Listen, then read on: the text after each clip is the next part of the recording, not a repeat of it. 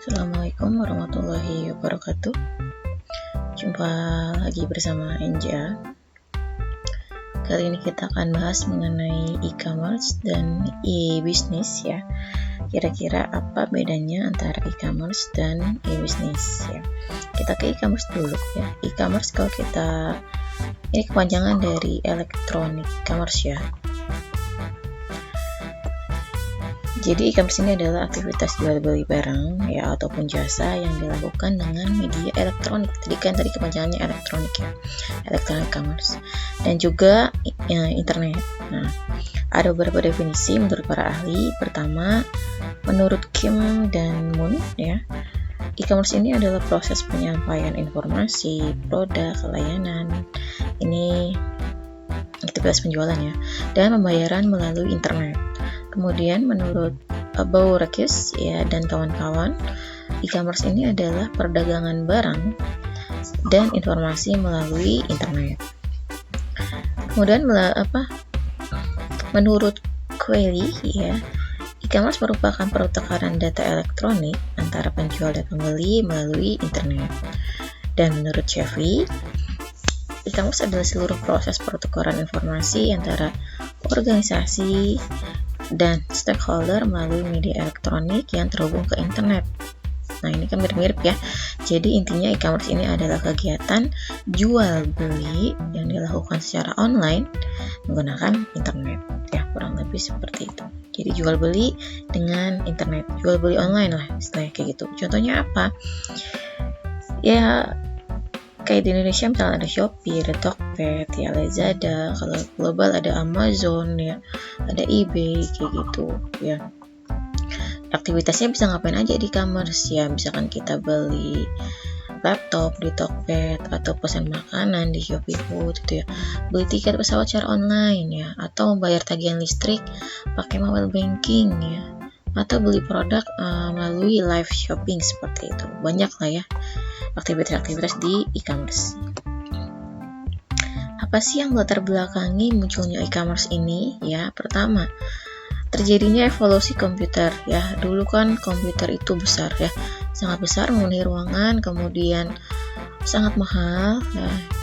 Kemudian masih lambat ya, sangat lambat gitu. Nah, sekarang kan ukurannya semakin kecil, kemudian lebih cepat, lebih murah, dan lebih mudah digunakan seperti itu.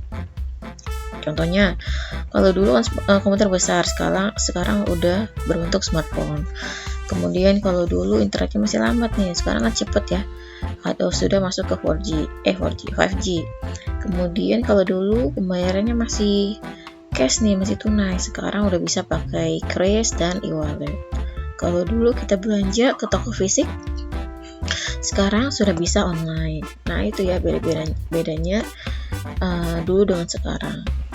Jadi kayak sekarang penggunaan udah menggunakan iPhone, misalkan smartphone Android atau laptop AI, penggunaan cloud computing ataupun AI seperti itu ya. Kemudian faktor kedua ya, adanya perkembangan internet ya.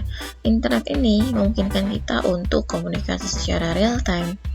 Kemudian kita bisa transfer data dengan cepat, bisa transaksi online, dan juga kolaborasi secara global ya dengan media internet. Dan faktor ketiga yang melatar belakangi e-commerce ya, yaitu perubahan gaya hidup digital. Apa-apa sekarang serba digital itu. Karena apa? Masyarakat sekarang ini pengen apa-apa tuh lebih dikerjakan dengan cepat ya. Kemudian lebih praktis, fleksibel, bisa dikerjain di mana aja kayak gitu kan. Pengennya kayak gitu. Misalkan di pendidikan ya bisa belajar melalui Zoom, atau di perbankan bisa cek saldo lewat mobile banking, bisa transfer lewat internet banking, kemudian bisa belanja di e-commerce ya, banyak sekarang kan ya. Kemudian transportasi ya, kita bisa kemana-mana pakai ojol. Itu ya yang melatar belakangi perkembangannya si e-commerce ini. Nah, lalu apa sih komponen penting dalam e-commerce?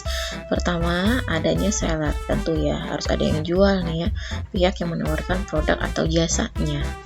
Kemudian harus adanya konsumen, yaitu yang beli atau customer yang membeli produk atau jasanya.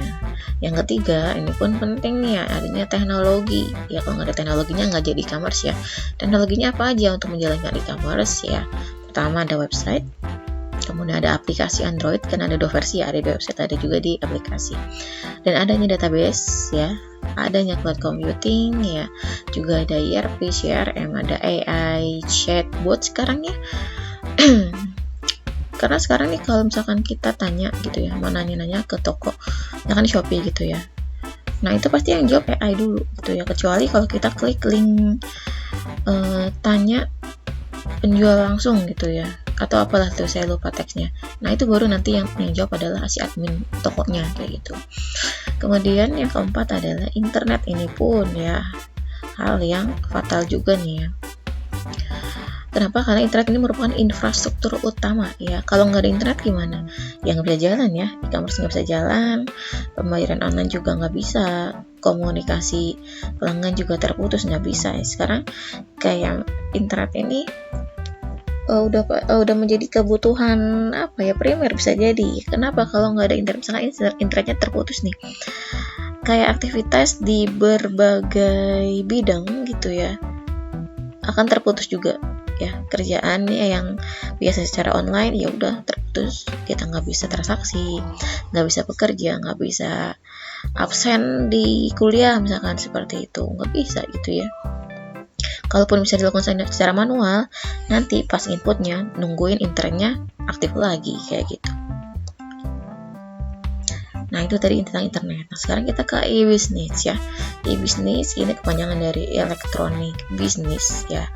Berarti ini lebih luas lagi nih ya dari si e-commerce, karena bisnis ini mencakup keseluruhan fungsi bisnis ya. Ini e-business ini merupakan penggunaan teknologi digital dan juga internet untuk menjalankan seluruh proses bisnis di perusahaan ya. Lalu bedanya apa dengan si e-commerce ya? E-commerce ini tadi fokusnya pada aktivitas jual beli secara online gitu ya. Kalau e-business fokusnya pada seluruh proses bisnis. Kemudian kalau e-commerce melibatkan pihak eksternal ya, yaitu penjual dan pembeli. Kalau e-business melibatkan proses internal perusahaan dan juga eksternal ya, ini lebih luas ya. Kemudian kalau e-commerce ini berkaitan dengan transaksi penjualan secara online, kalau e-business ini mencakup tidak hanya penjualan ya. Di luar penjualan ada produksi, SDM, logistik, keuangan, operasional, semua proses bisnis pokoknya. Nah kalau e-commerce ini hanya bagian dari bisnis, sedangkan e-business adalah mewakili keseluruhan ya, semua aktivitas bisnis. Nah jadi sederhananya e-commerce tuh kayak apa ya, kasir toko online, sedangkan e-business adalah seluruh proses perusahaan digital gitu ya. Jadi e-commerce adalah bagian dari e-business ya, bagian kecil dari si e-business.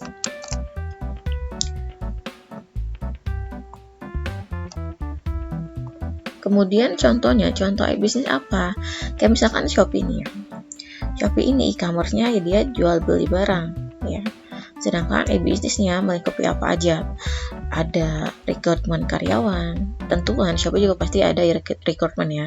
Kemudian manajemen gudang, analisis data pelanggan, sistem pembayaran, CRM-nya ya, ERP-nya dan logistiknya, itu melingkupi itu semua kalau e-business-nya. Kalau e-commerce-nya berarti fokusnya di jualnya aja gitu ya. Nah, elemen penting dalam e-business pertama adalah kompetitif strategi ya. Strategi untuk memenangkan persaingan. Contohnya kayak misalkan Shopee ya, apa aja sih strateginya ya? Pertama, dia ada gratis ongkir ya, ada cashback, ada flash sale ya. Sedangkan kalau Tokped tuh ada yang namanya promo WIB ya, waktu Indonesia belanja tuh. Dan masing-masing e-commerce itu punya strateginya sendiri kayak gitu. Dan ada yang bertahan, ada yang enggak. Nah ini kalau saya tanya ke kalian gitu ya, kenapa sih ada e-commerce yang bisa bertahan sampai sekarang dan ada beberapa yang tutup?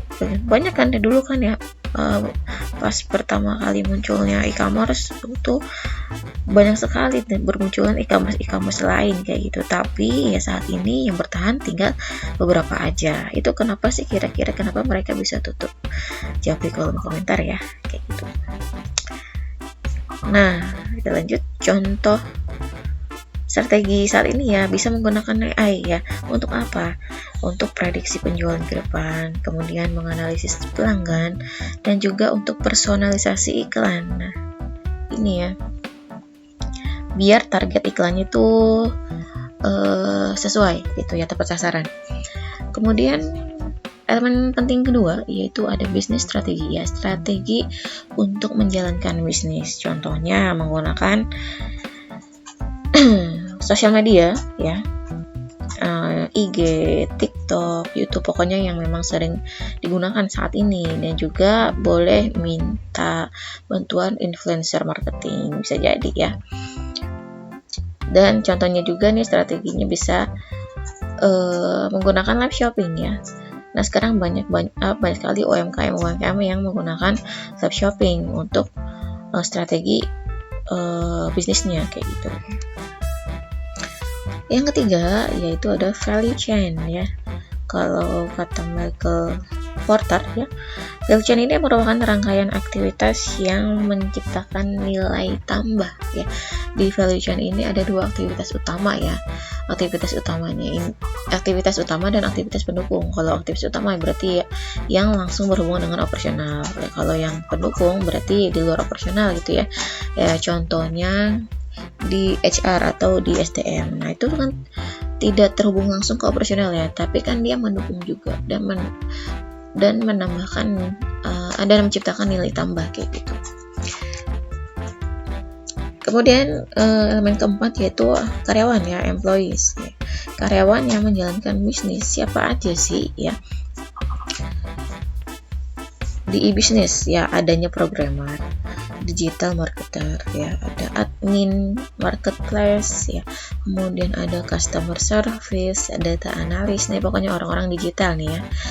Kemudian dia mereka ini harus memiliki skill apa sih ya kalau untuk saat ini ya, di dunia digital ini ya, skill yang harus dikuasai pertama adalah AI tools, kemudian data analis, kemudian digital marketing, cloud computing. Nah, itu pokoknya ya, skill-skill terbaru yang memang harus dikuasai saat ini. Kemudian elemen kelima yaitu ada customer ya, pelanggan yang membeli produk.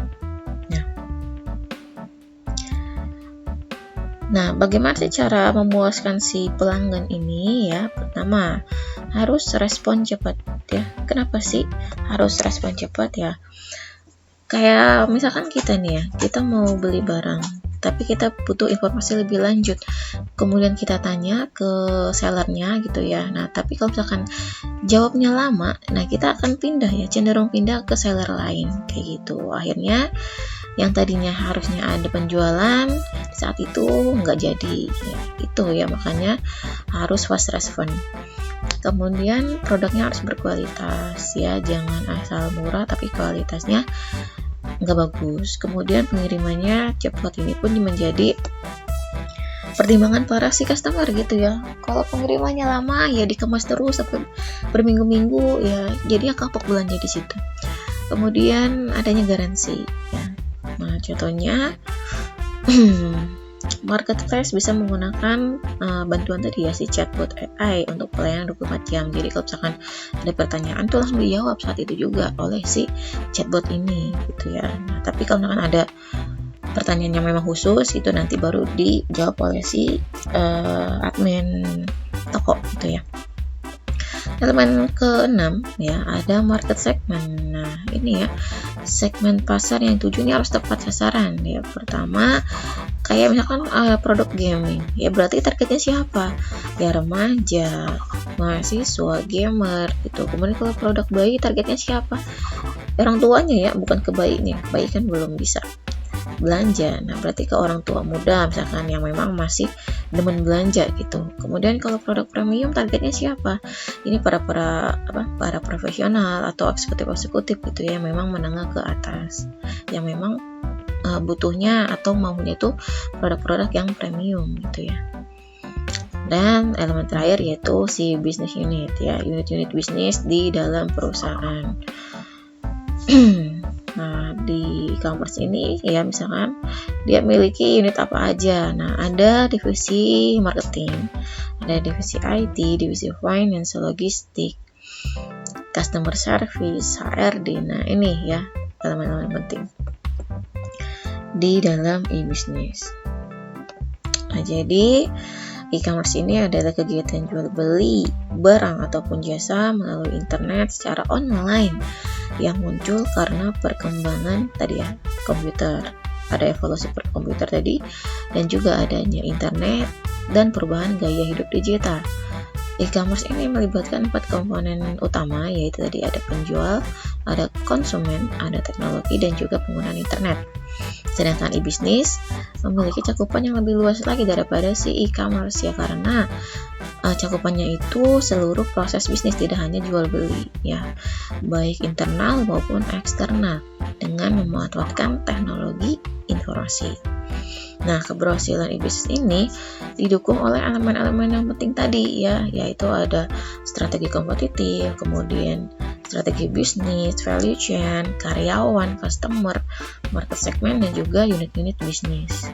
Dan pada saat ini ya, e-commerce dan e-business ini menjadi solusi yang membuat kegiatan bisnis ini menjadi lebih cepat, lebih efisien, dan mudah dijangkau, dan juga mampu meningkatkan daya saing perusahaan gitu ya.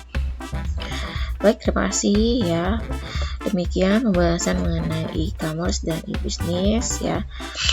Kita sambung lagi di pembahasan selanjutnya. Saya akhiri. Assalamualaikum warahmatullahi wabarakatuh.